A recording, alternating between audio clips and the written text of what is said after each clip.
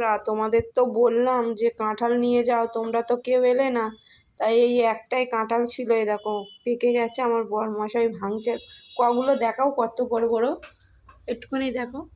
এই বাবা কি বড় দেখো। আর এটা খুব খাজা কোয়া আর মিষ্টি খুব, একদম পুরো খাজা। যারা খাজা খেতে চাও সামনের বছরে আমার সঙ্গে যোগাযোগ করে, এবছরে আর পাবে না। আর কোনো দিন ভাঙে না, এতগুলো কাঁঠাল আমি ভেঙেছি। আর উনি আজকে দেখো আমি ভেঙে দিচ্ছি না বলে খিদে পেয়েছে। এই দেখো এক একটা মনে হয় 200-250 গ্রাম করে হবে কোয়াগুলো। দেখো কত বড় বড় কোয়া। উফ কি বেরাচ্ছে বাবা, রত্ন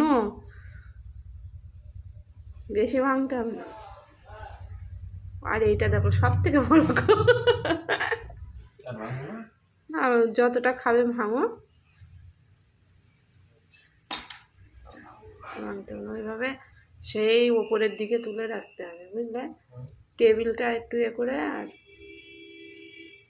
টেবিলের উপরের দিকে তুলে রাখো, দিয়ে একটা কিছু ঢাকা দিতে হবে।